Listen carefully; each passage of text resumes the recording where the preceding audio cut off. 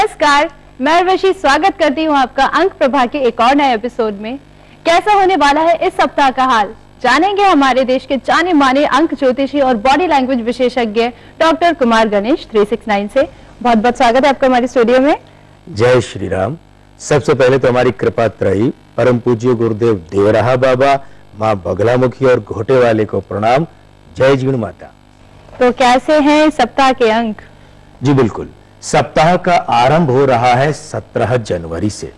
यहाँ मूलांक 8 है और भाग्यांक 5। इन दोनों की जो युति है अंक 5 और 8 की, वो अस्थिरता सूचक है। और सप्ताह का जो समापन हो रहा है ना, वो है 23 जनवरी को। तो यहाँ पर मूलांक 5 और भाग्यांक 2। अब देखने वाली बात है कि ये जो युति है ये भी परस्पर विरोधी अंकों की युति है। मायने ये हुआ कि पूरा का पूरा जो सप्ताह है वो एक तो अस्थिरता युति और दूसरे पारस्परिक विरोधी युति, इनके बीच फंसा है। नतीजा ये है कि चूंकि 2 का अंक समाज का भी होता है ना, तो इस सप्ताह भारत के राष्ट्रीय संदर्भों की बात करें तो सामाजिक वातावरण में अस्थिरता बढ़ेगी। दूसरी बात, भाई 2 का अंक जो है वो साझेदारी का भी होता है, स्त्रियों का भी होता है, स्त्री की प्रधानता का भी होता है। और अभी चलित का जो अंक है वो है अंक 8 ओज का, माने धनात्मक या सकारात्मक ऊर्जा का।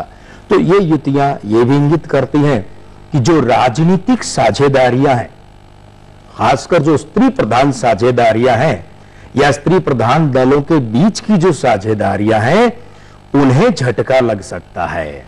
तीसरी बात यह है कि भाई अंक 8 जो है वो है विदेश का, दक्षिण दिशा का। अंक 5 की जब युति उसके साथ बनती है और 2 की बनती है, तो ये विदेश नीति या विदेश मंत्री से संबंधित कोई अप्रिय बात भी सामने आ सकती है। इस मामले में भी कोई झटका लग सकता है। ये तो थे इस सप्ताह के अंक। अब क्या कहते हैं आपके अंक, वो भी जान लेते हैं। क्या कहते हैं इस बार आपके अंक? मूलांक 1 वालों, भाई आपको इस सप्ताह यात्रा करनी पड़ सकती है। आपका जो अनुकूल अंक है ना वो 8 है और रंग है काला। मूलांक 2 वालों की बात करें तो भाई इस सप्ताह अपनी व्यावसायिक साझेदारियों को संभालिए।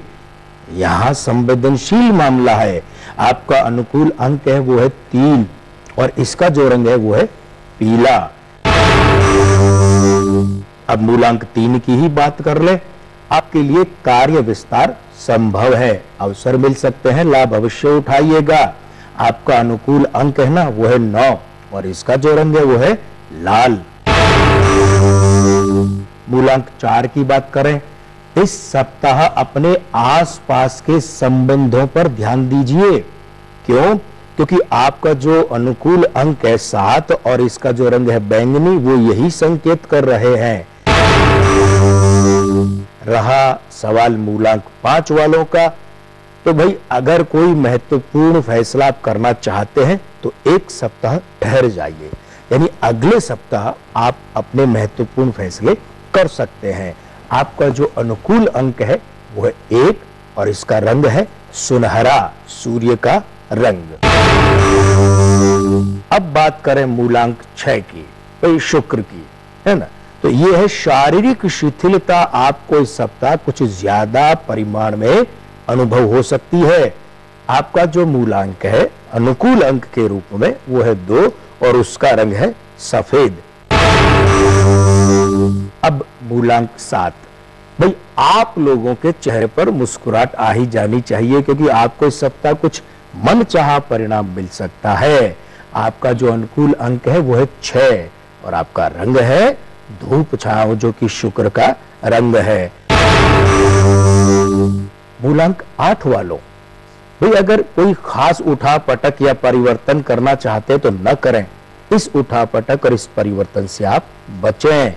आपका जो अनुकूल अंक है 4 और इस 4 का जो रंग है वो नीला। ये अंक 8 और 4 की युति क्या है? विखंडन युति है, इसलिए आपको बचना चाहिए उठा पटक और परिवर्तन से। और अंत में बात करें मूलांक 9 की, आपको भी कार्य विस्तार का अवसर मिल सकता है मूलांक 3 वालों की ही तरह। आपका अनुकूल अंक है ना, वो है 5 और इसका अनुकूल जो रंग है वो है हरा। तो ये तो था इस सप्ताह में आपके अंकों का हाल। अब कौन है इस सप्ताह के सिकंदर, वो भी जान लेते हैं।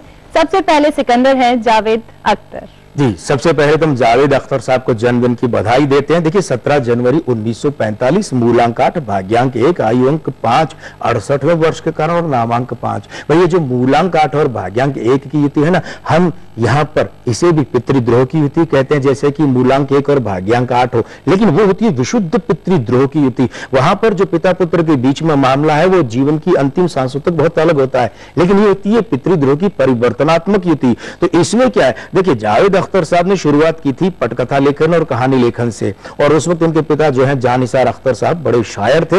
इन्हें शायरी और पिता दोनों से दूरी पसंद थी और ये नफरत करते थे, लेकिन अभी तकरीबन 2-2.25 दशकों से ये जो है प्रसिद्ध है शायर के रूप में ही।